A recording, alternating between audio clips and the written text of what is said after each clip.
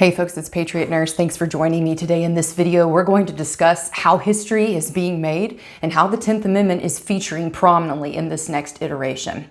So the 10th Amendment, let's recap from history. Hopefully you learned this in school. The powers not delegated to the United States by the Constitution, nor prohibited by it to the states, are reserved to the states respectively or to the people. So let's break this down and why this matters.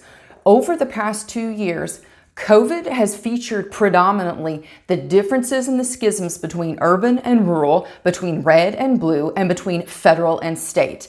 The feds pretty much are synonymous with being everything associated with totalitarianism and power grabbing and consolidation of power into a centralized structure. That is what they do.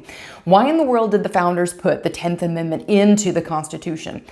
To recap, the powers not delegated to the United States, that's the feds, by the Constitution, nor prohibited by it to the states, meaning the Constitution, not the feds. The Constitution is what sets the parameters for the distribution of power, nor prohibited by it to the states, are reserved to the states respectively or to the people. This has featured over and over again with everything from mask mandates to inoculation requirements, and now we're seeing it with the shipping of illegal aliens / illegal immigrants in the United States to different parts of the country. And why is this? Why is this so important? And how is this showing us the next iteration of history? After 1865, actually, let's go back even earlier to that. From the time that the United States was cobbled together as 13 unwieldy colonies, there has been a difference and a significant schism in the way that the different states / colonies thought of things. The Anti-Federalists understood this. That's why they spoke at length about it. By the way, I'll try and put a link to this here. The debates on the Constitution, both the Federalist and Anti-Federalist papers. In school, usually, because it's of course run by the Department of Education, a federal institution, there are precious few opportunities to learn about the Anti-Federalists, and most of the education is focused on the Federalist papers. And why is this? Because the powers that be desperately want you to think that the states are just things on paper and imaginary geographical borders only, and that they have precious little power after the war between the states, also known as the Civil War. And that could not be further from the truth. At the time that the United States Constitution was ratified, you have very disparate ideas about how it means to live and what it means to live quote unquote freely. Up north and in areas that were predominantly linked to the crown, and there were a lot of loyalist Tory sympathies, you see that there is much more of a comfortable / coexisting comfort with a totalitarian power. And not only a comfort coexistence, but a desperate craving for being told what to do. Are there any parts of the country that remind you of this? Yes. Even from the time of the vote for independence, actually New York abstained. When you consider how it is that these states now, whether it's New York or Massachusetts or New Jersey or the other bastions of liberalism and deep blue states, not much has changed really since the time that the Constitution was being ratified, and even before with the Declaration of Independence. The mindset is endemic in many parts. Not everybody, but particularly when you get into the cities, this exists. How does this play into COVID, and how does this play into the migrant quote-unquote crisis that you're seeing, which isn't a migrant crisis. It is a lack of enforcement on the feds, and it's a humanitarian crisis of a different issue. The people that are suffering the most here are the United States naturalized and natural-born citizens whose tax dollars are going to arm the rest of the world and to whittle away our purchasing power via inflation, courtesy of the feds, and then also giving it away via social welfare programs. Friends, what you're seeing with the migrant issue, in particular with Desantis and Abbott and these other conservative governors in red states busing immigrants all over the place and flying illegal immigrants all over the place, really this is an issue, the reassertment of the 10th Amendment. When the feds have neglected their purview, according to the 10th Amendment, there are precious few things that are the job of the federal government. It's very limited, and it's spelled out, namely border defense and treating internationally. These are the big ones, and the feds can't even do that. So if they are derelict in their duties, it therefore falls to the states. But the issue is that Washington has hamstrung border enforcement and state authorities from enforcing federal statute.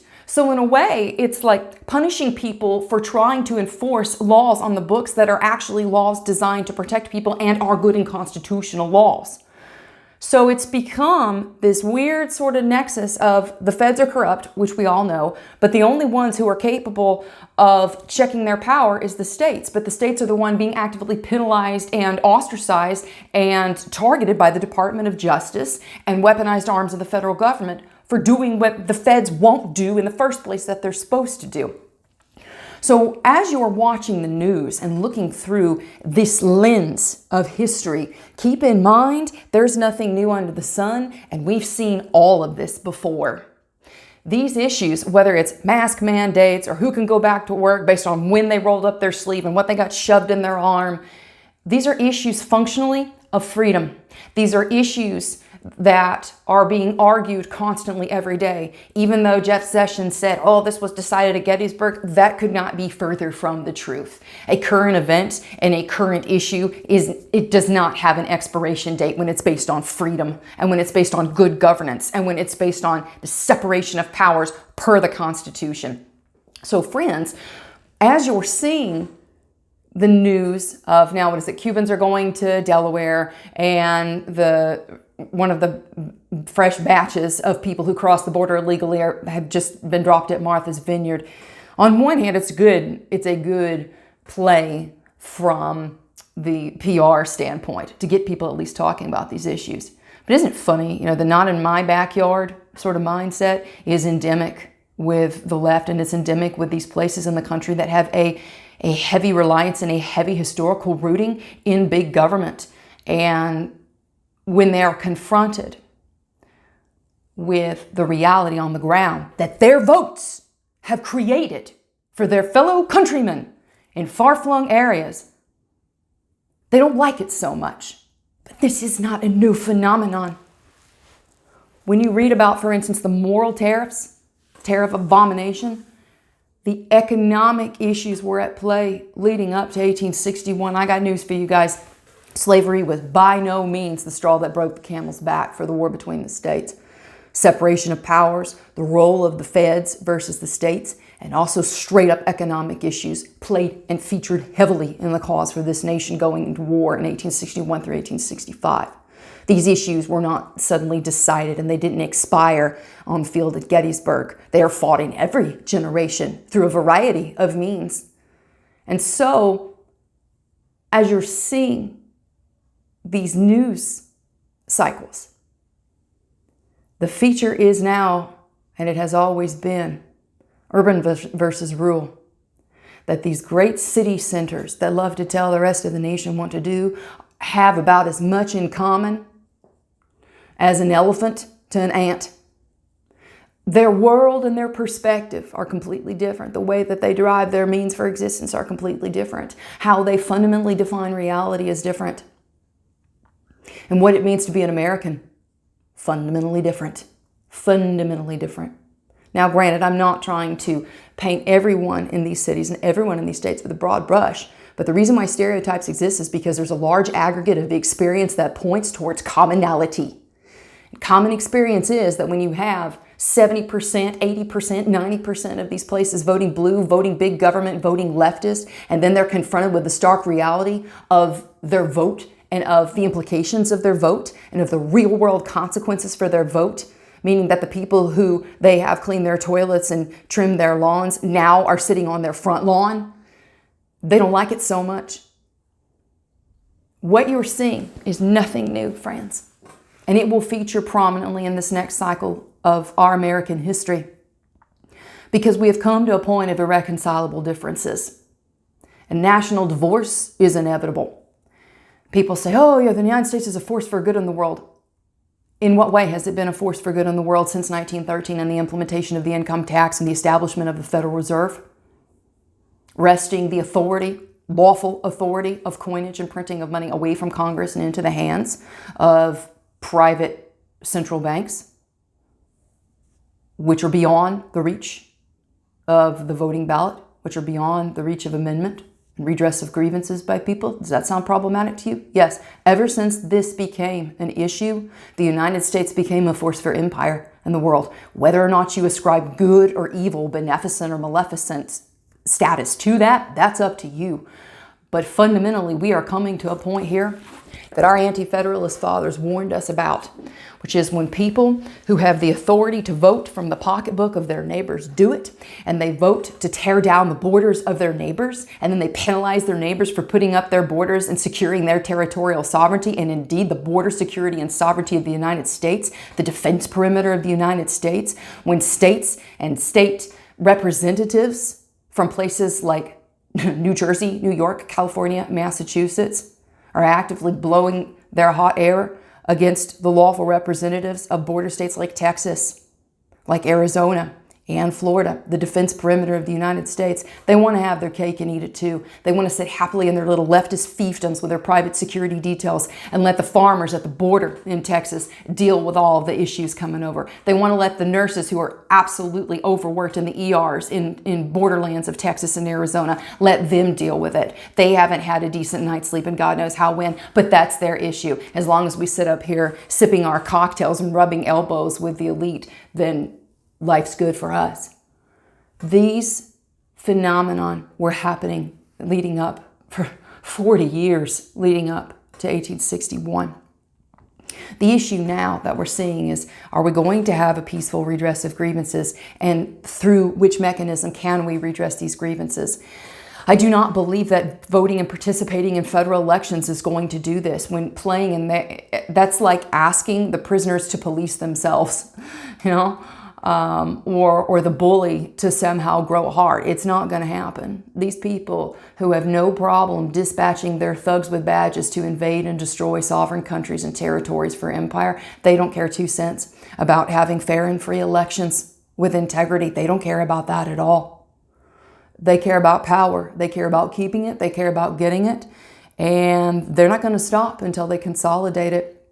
So in my opinion, the only peaceful option that we have to redress grievances via the Constitution's protocol is an Article 5 Convention of States. It's laid out very clearly. But if you want the Union and you want the United States not to break up, that's the only way. Like when people like to poo-poo the Convention of States, my response is, what is your other option? Oh, do more of the same? Because we know that always works. Let me see. Repeating the same process, expecting a different outcome is the definition of insanity.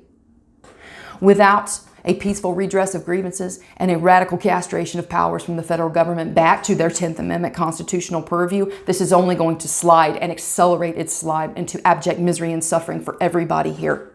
And the people who know this and who feel this are the states on the borders. They know they cannot keep people housed when we have a housing crisis and we don't have housing enough, affordable housing enough for natural born citizens here in the United States, for disabled veterans, for people who are on fixed incomes. There's no help for them, but 12 months worth of free rent for illegals coming in courtesy of the Biden administration's federal government. How is this just? Do you think that this is going to survive? No, the states know this. This is why they're pushing back against it.